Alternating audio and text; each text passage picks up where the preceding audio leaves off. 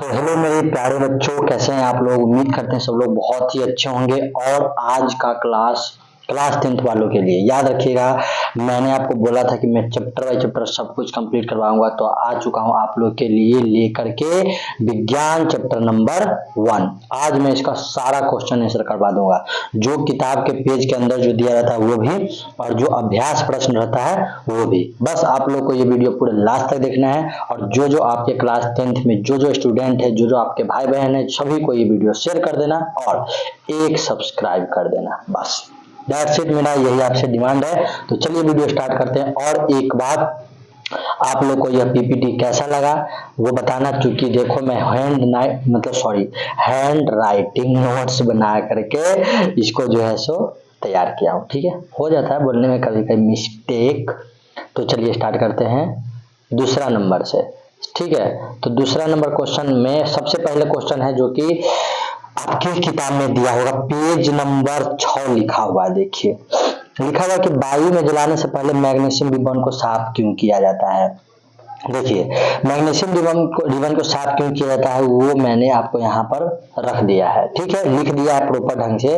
Magnesium ribbon जो है सो एक बहुत ही अभिक्रियाशील धातु है और वह संग्रहित करने के समय ऑक्सीजन के साथ अभिक्रिया करता है ताकि उसका सतह मैग्नीशियम ऑक्साइड जम जाता है। जैसे मान लीजिए मैग्नीशियम हुआ, ठीक है, तो इसको अगर हम बाहर में रख देंगे तो ऑक्सीजन के ऊपर, जब ऑक्सीजन के संपर्क में जब आएगा, हवा वायु के संपर्क में आएगा तो इसके ऊपर मैग्नीशियम ऑक्साइड का एक परत जम जाएगा। और जब परत जम जाता है तो उसमें आग लगने में दिक्कत होता है। तो इसीलिए हम लोग जैसे इसको साफ करके तब आग लगाते हैं। मैंने क्या काम किया है, सारा आंसर आपको यहाँ लिख दिया है, आप आराम से यहाँ से लिख लेना। ठीक है, कोई डाउट नहीं। अगर दूसरा नंबर क्वेश्चन है, निम्नलिखित रासायनिक समीकरण को संतुलित समीकरण लिखिए। तो भाई ये रहा आपका 3 क्वेश्चन। हाइड्रोजन क्लोरीन जो भी यहाँ पर लिखा हुआ है आप अपने किताब से मिला लेना, और आपका आंसर भी मैंने यहाँ पर लिख दिया है संतुलित करके, कोई दिक्कत नहीं है। बस आप लोग क्या करना है, वीडियो को पॉज करना है, आराम से इसका आंसर यहाँ से लिख लेना है। कोई ज्यादा लंबा वीडियो नहीं होने वाला है, एकदम इजी में जो सब कुछ समझाते हैं आपको चलता हो। तीसरा नंबर क्वेश्चन है। तीसरा नंबर क्वेश्चन में आप लोग देखिए ध्यान से कि यहाँ पर लिखा हुआ है पेज नंबर 7 का है ये क्वेश्चन। ठीक है, तो पेज बाय पेज मैंने कर दिया ताकि आप लोग को दिक्कत नहीं हो। निम्नलिखित अभिक्रिया के लिए वह अवस्था संकेत के साथ संतुलित समीकरण, मतलब ये कहने का मतलब ये हिंदी में लिखा हुआ है। ठीक है, 2 क्वेश्चन जो कि हिंदी में लिखा हुआ है, आपको उसको इंग्लिश बना के यानी कि समीकरण बना करके लिख देना है। बस सिंपल बात है। वही पहला का है तो इसका आंसर ये पहला हुआ, दूसरा है तो दूसरा का आंसर ये हुआ। ठीक है, तीसरा नंबर बोल रहा है कि अगर कोई पदार्थ है एक्स और उसका प्रयोग सफेदी कराने में, तो मिस्टर याद रखिएगा सफेदी का मतलब होता है कि चूना पेंट जो करते हैं उसको कराने में प्रयोग करते हैं। तो उसका नाम पूछ रहा है, उसका नाम क्या होगा, तो याद रखिएगा उसका नाम होगा कैल्शियम ऑक्साइड। ठीक है, और उसका इंग्लिश में क्या बोलते हैं, CaO, मतलब संकेत चिन्ह। ठीक है, तो पहला का आंसर ये हो गया। दूसरा का आंसर है कि पदार्थ जल एक्स के साथ जो अभिक्रिया करता है, यानी कि जल के साथ जो अभिक्रिया करता है तो क्या होगा, तो जो है जल के साथ जब क्रिया करेगा तो क्या होगा, वो जो है सो बुझा हुआ चूना कैल्शियम हाइड्रोक्साइड का निर्माण करेगा। ठीक है, कोई डाउट नहीं है। तो यहाँ पर मैंने उसका समीकरण भी लिख दिया है, आप यहाँ से 2 कॉपी कर लेना। ठीक है, यहाँ पर देख लो, यहाँ पर क्या लिखा है मैंने कि CaO यानी कि बुझा हुआ चूना, जल के साथ H2O प्लस बनता क्या है, तो बुझा हुआ चूना बनता है। था बिना बुझा हुआ चूना, पानी के साथ जब क्रिया करवा देंगे तो CaOH2 बुझा हुआ चूना होता है, कोई डाउट नहीं। आगे आते हैं हम लोग तो क्वेश्चन नंबर 4 की ओर। तो क्वेश्चन नंबर 4 में क्या है, मतलब पेज स्लाइड 4 में हम आते हैं। तो देखिए ये लिखा हुआ है क्रियाकलाप 2 से प्रश्न आया हुआ है, तो आप भी इसको देख लेना। यहाँ पर क्रियाकलाप है, तो जल में 2 हाइड्रोजन और 1 ऑक्सीजन, इसीलिए जल के विद्युत अपघटन के दौरान प्रश्नलिखित गैस जो है सो गैस का नाम बाबू क्या है, तो गैस का नाम हो जाएगा बाबू हाइड्रोजन। दुगुना जो होगा सो हाइड्रोजन होगा। ये रहा इसका क्वेश्चन देख लेना, वहां से इसका आंसर लिख लेना, कोई डाउट नहीं होगा। पेज नंबर 15 में आप आइएगा तो एक क्वेश्चन मिलेगा कि जब लोहे के कील को कॉपर सल्फेट में विलयन में डुबाया जाता है तो क्या हो जाता है बाबू, तो याद रखना इसका आंसर हो जाएगा कि जब लोहे के कील को कॉपर सल्फेट के विलयन में डुबाया जाता है तब लोहे आयरन से दूसरे तत्व को कॉपर सल्फेट विलयन से विस्थापित कर देता है और इस प्रकार कॉपर सल्फेट का विलयन का रंग बदल जाता है, जो कि निम्नलिखित प्रकार है। तो इसका समीकरण होगा Fe मतलब लोहा, CuSO4 कॉपर सल्फेट और FeSO4। देखिए कॉपर सल्फेट को अलग कर दिया है, विस्थापित कर दिया है। तो बाबू इसका आंसर आराम से ये लिख लेना, कोई डाउट नहीं, एकदम आंसर सही होगा। ठीक है, अब चलते हैं अगला स्लाइड पे। तो देखिए अगला स्लाइड में ये जो है सो आपको क्वेश्चन है, लिखा हो कि विस्थापन क्रिया का एक उदाहरण देने के लिए, तो मैंने यहाँ पर लिख दिया है। तो दोस्तों आप इसको इस तरीके से भी लिख सकते हैं। देखिए ये जो लिखा है ना, इसको आप 2 फिर लिख देना आप KBR, ठीक है, प्लस BAL अभिक्रिया ऐसे कर देना, उसके बाद ये वाला लिख देना। ठीक है, तो आप लोग को लग रहा है कि इधर वाला कहाँ गया, तीर का निशान, तो बाबू यही तीर का निशान है। ठीक है, उसी में दूसरा क्वेश्चन दिया हुआ है कि यहाँ पर लिखा हुआ है अपचयित और उपचयित। तो देखो अपचयित उपचयित में थोड़ा अंतर है। अपचयन का मतलब होता है कि जिसमें ऑक्सीजन का वृद्धि होगा, मतलब ऑक्सीजन जुटेगा, तो वही जो है जो क्या कहला जाएगा, अपचयन प्रक्रिया। तो देखिए इसमें समझिए ध्यान से, सोडियम की देखिए Na यानी सोडियम, O2 यानी कि ऑक्सीजन, NaO यहाँ पर लिखा हुआ है कि यहाँ पर O2 है और यहाँ पर जो है सो O जो है सो अकेला है, तो यानी कि वृद्धि हो रहा है यहाँ से यहाँ पर। तो सिंपल समझिए कि ये हो जाएगा इसका आंसर और ये जो हो जाएगा सो इसका आंसर हो जाएगा, कोई डाउट नहीं है। तो नीचे वाला जो है इसको हम लोग बोलेंगे उपचयन, ठीक है, और इसको बोलेंगे पहले का वाला को बोलेंगे क्या, अपचयन। ठीक है, तो वही लिखना था कि कौन अपचयन है कौन उपचयन है। तो पहले का वाला लिखना है अपचयन, दूसरा वाला उपचयन। ठीक, ये सब कोई डाउट नहीं है। अब आते हैं हम लोग, क्या पता है, ये है प्रश्नावली, अभ्यास क्वेश्चन, ये है आपका अभ्यास जो बुक के बाहर दिया था सो। तो देखिए यहाँ पर लिखा हुआ है, यहाँ पर नीचे दी गई क्रिया का संबंध कौन सा कथन सही है। तो ये है क्वेश्चन। अब इसमें आपको टिक मारने वाला है कि शीशा अपचयित हो रहा है, कि कार्बन डाइऑक्साइड उपचयित हो रहा है, कि सी में है कार्बन डाइऑक्साइड उपचयित हो रहा है, कार्बन की लेड उपचयित हो रहा है। तो आंसर होगा बाबू A और B, यानी कि ऑप्शन में जो होगा ना AB लिखा होगा, उसमें आप लोग को टिक मार देना है। ठीक है, अच्छा अगला दूसरा नंबर क्वेश्चन है FeO3 plus Al plus AlO3 plus Fe। ऊपर दी गई क्रिया किस प्रकार का है, तो आंसर लिखना है कथी, विस्थापन। रीजन देखिए Fe मतलब लोहा होता है, मतलब लोहा को जो है सो विस्थापित करके अलग कर दे रहा है, इसलिए वही आंसर हो जाएगा। उसके बाद क्वेश्चन है बाबू, लौह चूर्ण तनु हाइड्रोक्लोरिक अम्ल डालने से क्या होता है, सही उत्तर पर निशान लगाइए। हाइड्रोजन गैस और आयरन क्लोराइड बनता है, क्लोरीन गैस या आयरन हाइड्रोक्साइड बनता है, कोई विक्रिया नहीं होता है, आयरन लवण जल बनता है। तो आंसर क्या होगा, माइक चेक कर देता हूँ।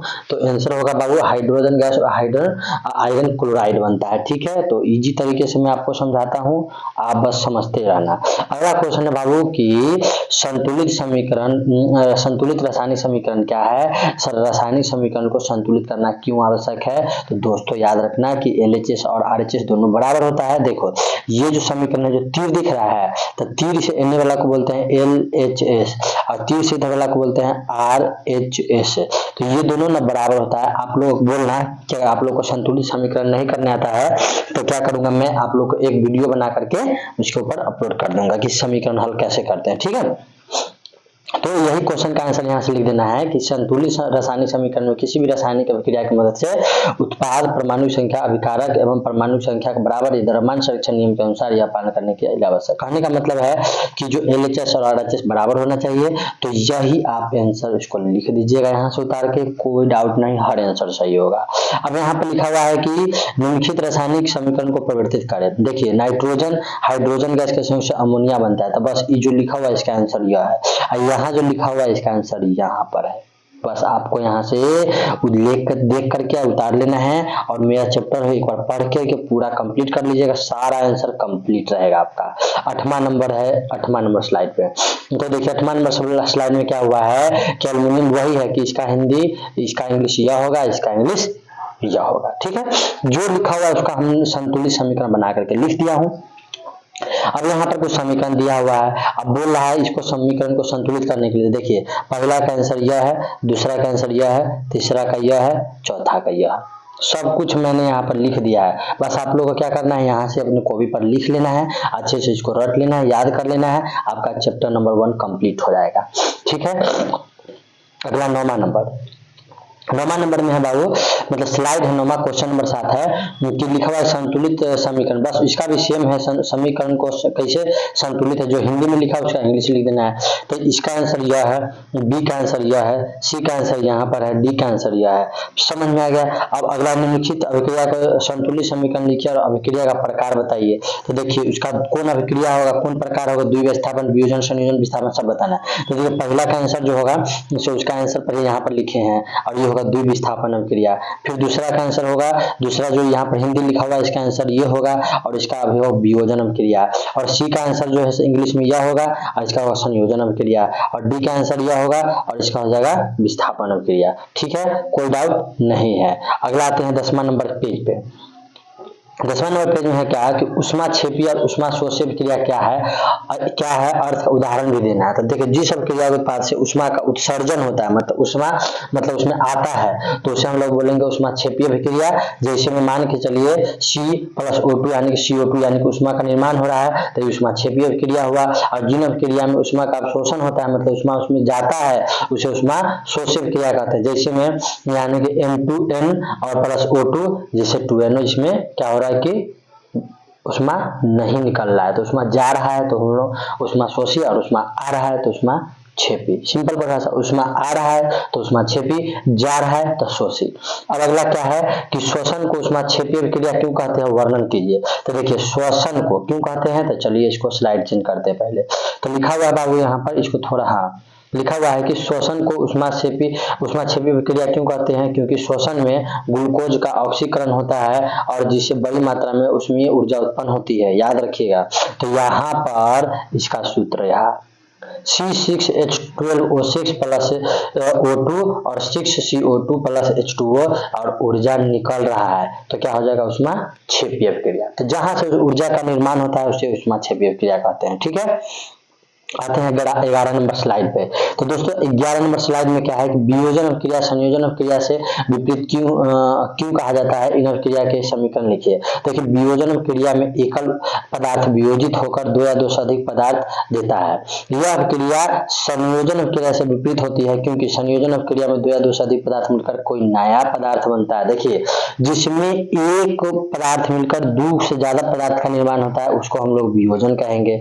और जिसमें 2 या 2 से अधिक पदार्थ मिलकर एक पदार्थ बनता है उसे हम लोग क्या कहते हैं, यहाँ पर लिखा हुआ है संयोजन कहते हैं। तो देखिए संयोजन, अब वियोजन का एक उदाहरण, संयोजन में देखिए 2 पदार्थ है, ऐसे एक निर्माण हो रहा है, तो यहाँ पर हो जाएगा संयोजन। अब वियोजन में देखिए एक पदार्थ है, एक से 2 पदार्थ का निर्माण हो रहा है, तो ये हो जाएगा वियोजन अभिक्रिया। तो देखिए संयोजन और वियोजन मैंने कैसे समझाया, इधर लीजिए वियोजन और संयोजन इसी तरीके से समझा जा सकता है।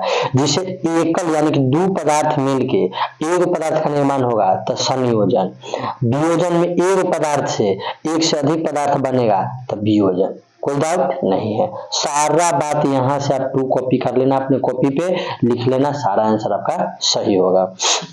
आगे आता है 12 नंबर।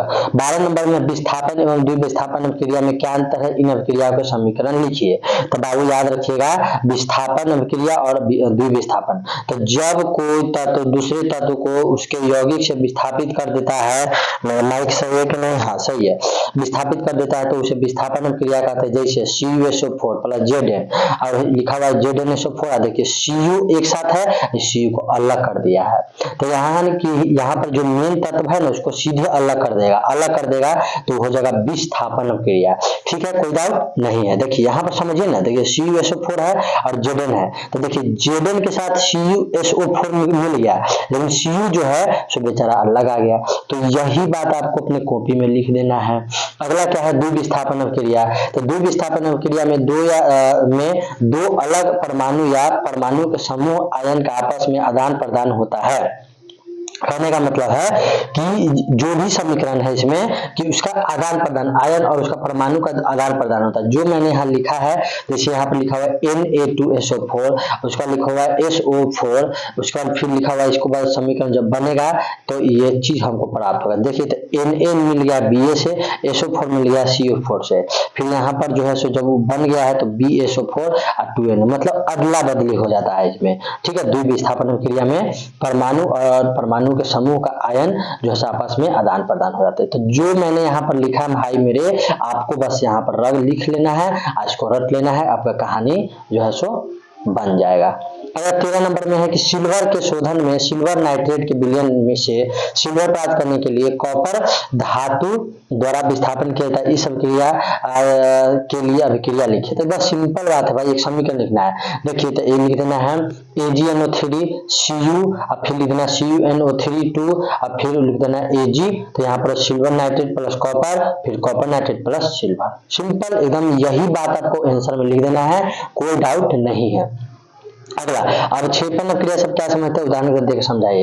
एक ऐसी क्रिया जिसमें अविलय लवण प्राप्त होता है उसे अवक्षेपण अपक्रिया कहते हैं। जैसे में आपको ये समीकरण है, आप इसको लिख लीजिएगा, एकदम आपका परफेक्ट आंसर होगा, एकदम परफेक्ट, डाउट ही नहीं रहेगा आपको। 15 नंबर यानी कि अगला क्वेश्चन 16 नंबर में है, लिखा है भाई कि ऑक्सीजन के योग और ह्रास पर निम्न दो पदों की व्याख्या कीजिए, प्रत्येक के लिए 2 उदाहरण दीजिए। लिखा हुआ उपचयन अपक्रिया के बारे में बताइए। तो जिस अपक्रिया में ऑक्सीजन का योग हाइड्रोजन का ह्रास होता है वह उपचयन कहलाता है। मैंने आपको शुरू में बताया था कि जिसमें ऑक्सीजन का बढ़ता है और क्या होता है हाइड्रोजन का ह्रास मतलब घटता है, तो वह अपचयन कहलाएगा, सॉरी उपचयन कहलाएगा। उपचयन, देखिए उपचयन में ऑक्सीजन बढ़ेगा और हाइड्रोजन घटेगा। फिर से सुनो, उपचयन में ऑक्सीजन बढ़ेगा हाइड्रोजन घटेगा। 2 उदाहरण है, वो Mg प्लस O2, तब बन क्या रहा है MgO। फिर है Cu प्लस O2, तो CuO। हाइड्रोजन का नाम कहीं पर है नहीं, तो बस सिंपल है, हाइड्रोजन का ह्रास हो रहा है तो कहला जाएगा उपचयन, कोई डाउट नहीं। अपचयन में आप समझिए कि जिस अभिक्रिया में ऑक्सीजन का ह्रास होता है और हाइड्रोजन का योग होता है, यानी कि हाइड्रोजन जुड़ जाता है, वह अपचयन कहलाता है। तो मेरे भाई आपको यहाँ से एक बात ध्यान रखना पड़ेगा, जैसे Cu प्लस H2 और देखिए CuH2O, तो देखिए यहाँ पर H2 है, O ह्रास हो रहा है, अलग जा रहा है, इसीलिए यहाँ पर क्या होगा, ऑक्सीजन का ह्रास जब होगा तो क्या कहलाएगा, वो अपचयन कहलाएगा। सिंपल बात अब याद रखिएगा। तो उपचयन और अपचयन में बड़ा कंफ्यूजन होता है, तो आप इसको ट्रिक से कैसे याद कर सकते हैं पता है। देखिए उपचयन, तो उपचयन में सिंपल याद रखिएगा कि ऑक्सीजन का योग, ऑक्सीजन जुटेगा, और अपचयन में याद रखिएगा कि ऑक्सीजन ह्रास होगा। बस अगला क्वेश्चन है मेरे भाई कि एक भूरे रंग का चमकदार तत्व X को वायु में उपस्थित गम करने पर वह काले रंग का हो जाता है, तो इस तत्व X उस काले रंग का यौगिक का नाम बताइए। तो भूरे रंग का तत्व X कॉपर है, ठीक है, याद रखिएगा। X का नाम है कॉपर, जिस पर कॉपर ऑक्साइड की काली परत चढ़ जाती है। कॉपर को गर्म करने पर निम्नलिखित समीकरण प्राप्त होता है, तो क्या होगा 2Cu plus oxygen O2 plus 2CO। भूरे रंग का तत्व काले रंग में बदल जाता है। सिंपल बात समझिएगा कि भूरे रंग का तत्व वायु में उपस्थित गर्म करने पर मतलब काला हो जाता है, तो कॉपर है, उसको जलाने पर जो है सो काला हो जाता है, और यह उसका समीकरण है। आप लोग डायरेक्ट यहाँ से बात लिख लेना, कोई दिक्कत नहीं, आंसर सही होगा आपका। 15 नंबर लास्ट है। देखिए यहाँ पर 18 नंबर में क्वेश्चन दिया हुआ है कि लोहे की वस्तु को हम पेंट क्यों करते हैं। इजी क्वेश्चन है बे। लोहे की वस्तु को पेंट इसलिए करते हैं क्योंकि उसमें जंग न लगे। पेंट पर नमी और वायु के लोहे संपर्क टूट जाता है, इस प्रकार जंग नहीं लगता है। यही बात आपको लिख देना है। 19 में है तेल एवं वसायुक्त खाद्य पदार्थों को नाइट्रोजन के प्रभावित क्यों करते हैं, तो लिखना है कि खाद्य सामग्रियों को संग्रहित करने के लिए थैलियों में ऑक्सीजन हटाकर उसमें नाइट्रोजन जैसे कम सक्रिय गैस युक्त कर देते हैं, ताकि उसका उपचयन न हो सके, ताकि खराब न हो सके। इसीलिए जो है सो तेल वसायुक्त खाना को जो है हम लोग पैक कर देते हैं। जैसे आप सिंपल समझो ना, जब आप लोग कुरकुरे वगैरह खाते हो ना, तो देखते हो वो फूला रहता है, तो उसमें नाइट्रोजन गैस भरल रहता है। इतना बात याद रखिएगा, उसमें से ऑक्सीजन हटा देता है ताकि खाना खराब ना हो। सिंपल बात समझिए। अगला है निम्नलिखित पद में वर्णन कीजिए, प्रत्येक एक उदाहरण दीजिए। संक्षारण और विकृत गंधिता। देखिए संक्षारण, जब कोई धातु अपने आसपास अम्ल आर्द्रता आदि संपर्क में आते हैं वह संक्षारित होती है, और इस प्रक्रिया को संक्षारण कहते हैं। जैसे चांदी चांदी के ऊपर काली परत व तांबे के ऊपर हरी परत चढ़ना संक्षारण के उदाहरण है। जैसे Fe+O2 प्लस H2O यानी कि Fe2O3, यही उसका एक समीकरण है। ये आप नहीं भी लिखेंगे तो काम चल जाएगा, कोई दिक्कत नहीं, मैंने एक्स्ट्रा ऐड कर दिया है। उसके बाद क्या लिखा हुआ, विकृत गंधिता, वसा युक्त अथवा तैलीय खाद्य सामग्री जब लंबे समय तक रखा जाता है तो उसे प्रयुक्त तेल और वसा उपचयित होकर विकृत गंधिता हो जाती है। जैसे मक्खन पर लंबे समय तक खुला छोड़ देने पर भी स्वाद में गंध परिवर्तन हो जाता है, तो वही हमारा विकृत गंधिता कहलाता है मेरे भाई। तो मैंने आपका पूरा चैप्टर कंप्लीट करवा दिया, 20 तक का 20 एक क्वेश्चन मैंने कंप्लीट करवाया है भाई। आप लोग का काम क्या करना है, इस वीडियो को लाइक शेयर और सब्सक्राइब अपने दोस्त लोग के बीच कर देना और जाओ गर्दा मचा दो, ठीक है। मिलते हैं नेक्स्ट वीडियो में, तब तक के लिए बाय।